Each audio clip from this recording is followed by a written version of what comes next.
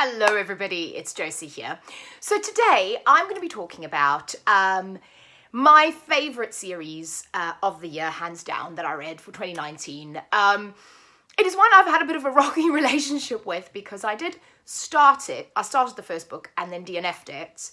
And then some of my favourite booktubers were talking about it and were saying how much they loved it. And particularly Boston Reads Books, who I love, and we have a lot of tastes in common, kept going on about it, and I was like, well, I'm going to give it another go. Second time I picked up the book, I absolutely loved it and sped through the series.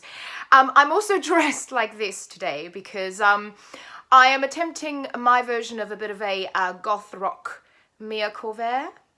So, yeah, I mean, if you know who Mia Corvair is, you know what I'm talking about. And the series I'm talking about is this one, is the Nevernight Chronicles by J. Kristoff. I know a lot of people love the series. I've also heard a lot of people say they don't.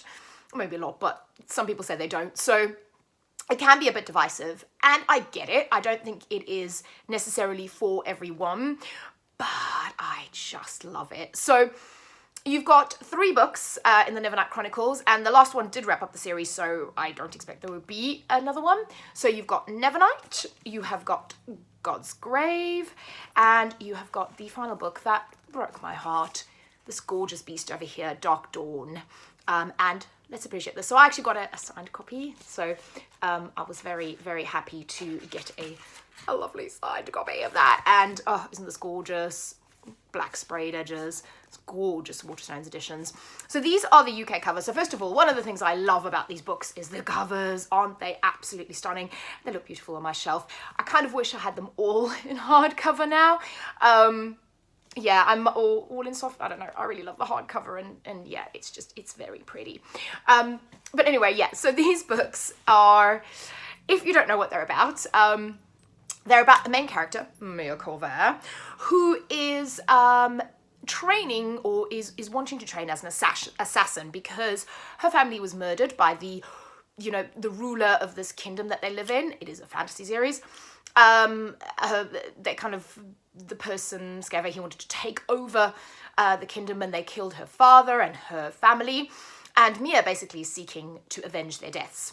So another thing that I love about these books, I love many things about these books. One thing that I love about these books is that the first book, Nevernight, is set in an assassin school. I love anything set at schools, boarding schools, universities, I love assassin training schools. This is assassin training school. It reminds me, it doesn't remind me, but I read another book by Samantha Mather called Killing November. And that was a contemporary kind of version, I guess, of this, of a girl who goes to a school and she finds out that it is pretty much an assassin school as well. So kind of, if you like that vibe in Nevernight, check out Killing November by Samantha Mather. That's a total aside. Anyway, so the first book is set in this assassin school, and it is like a fucked up Harry Potter, because Mia is learning to, they're learning blood, it's all like blood spells and poisons and fighting, and they really kill each other. They really go after each other.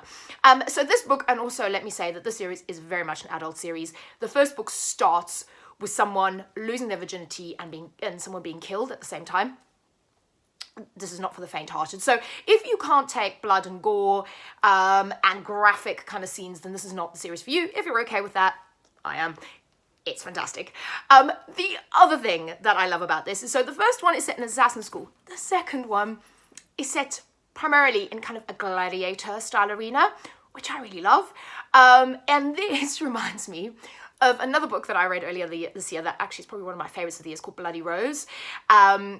And that one has like kind of gladiator style tournament-y type things in it, where they kill beasts and monsters. This reminds me of that. So again, if you like God's Grave, check out Bloody Rose. There's also great queer rep in that one. So yeah, so that's the second thing I love about these books. The third one, what I love about this is that it really does wrap up the series. So the very first page of the first book tells you that Mia's gonna die. And so you're kind of like, you start this book and go, it's going to break my heart, which it does, but it really wraps up the series well, I think. Sometimes the last book in the series can be terrible. This one is not. I adored it. And this one is the most emotional, I think, and it really delves into the characters' relationships and emotions and into Mia's emotions and what she really wants out of life. It's really, really good. I don't know what I'm at, 4th, 5th, 10th thing I love about the series is the character of Mia Colbert. She is so tough. She is so kick-ass. She is so morally grey. I love a good morally grey character. And all of these characters, I would say, I don't think there's really a lot of characters that are black and white, kind of good guy, bad guy. I think they all have their shades of grey, which I absolutely love. And I think J. Kristoff did a great job of writing that. Another thing that I love is that the women are so tough and so kick-ass in the series. Mia does not need to be saved by anyone, let alone a man. Oh, I'm eating my wig, ignore me. Let alone a man. She can handle herself, and I love that. The other thing, another thing that I love about the series is this gorgeous queer element you have. So Mia is bisexual, and the final book does have sort of a love triangle type of scenario, but in a kind of cool way. And that's the third book, sorry. The second book very much focuses on her relationship with Ashlyn, who I love. So Ashlyn, talk about a morally grey character. Hello, Ashlyn.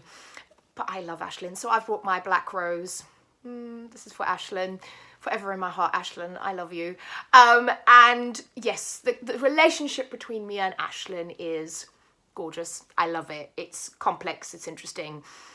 There are some sex scenes. And it is another thing that I absolutely loved about the series, because one of the things is I always look for queer fantasy series. So Nevernight is one of those series that, or one of the books I read this year that really got me back into fantasy. I spent a lot of time it's kind of moving away from fantasy, just maybe because I felt like I wanted to diversify, blah, blah, blah, I don't know.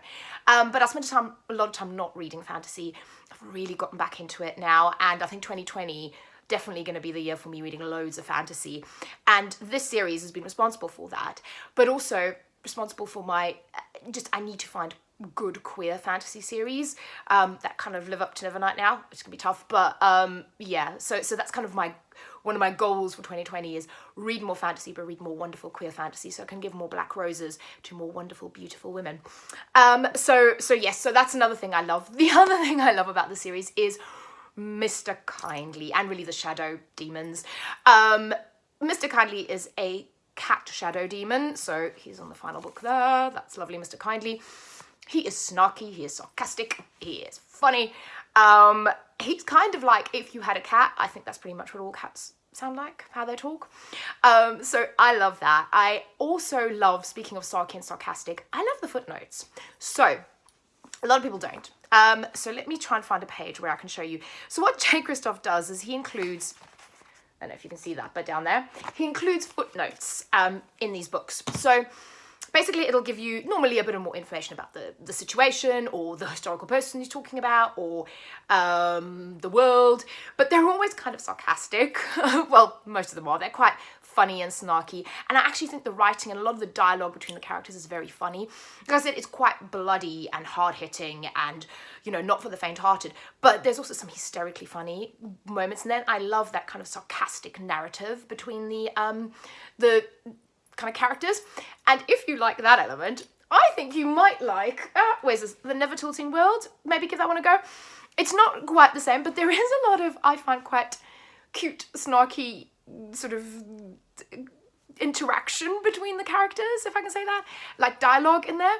And again, it's fantasy, it's queer, but yeah, I think you get quite a bit of that kind of slight sarcastic, really written, kind of quite funny dialogue. And also Bloody Rose, again, really recommend that book. So I love that about it. I love that about the world. Like I said, I love the adult nature of it as well, honestly. I think a lot of fantasy books, you know, that cater more to YA. I love the fact that this is very much adult. The whole aesthetic, everything about it is incredible. And then speaking of aesthetic, so Nevernight would lend itself to making an incredible film series or TV series. And if you love Nevernight, what I would do is, and if you haven't seen it, you probably have, but Pierre Ford has done this just like, if you just Google it, she's done this incredible kind of, I think it's 3-part like short, almost Nevernight teaser series clips. They're incredible. She's just done a fantastic job, and it's like, it's showing you what Nevernight would look like if it was brought to life as a TV series, and I am really hoping that that gets picked up as a proper TV series and kind of gets made into proper, like a Game of Thrones style TV series, because I think it would do really well, and I think it would be incredible to have that. So, you know, campaign for that, because I certainly am, and I think it would be incredible. So yeah, so that is my kind of gushing love for Nevernight. Like I said, I recommend it. If any of the things that I've talked about, if you like those elements, definitely read Nevernight. Maybe if you've read Nevernight, check out some of the books that I recommended, because, you know, they give me Nevernight vibes, and you might like them. And yeah, that is it. So I will speak to you all again very soon, and let me know what you think of Nevernight in the comments, and if you have any other series, fantasy books that you think I would like based on Nevernight, please always send me your recommendations, and I will speak to you all again very soon. Bye bye.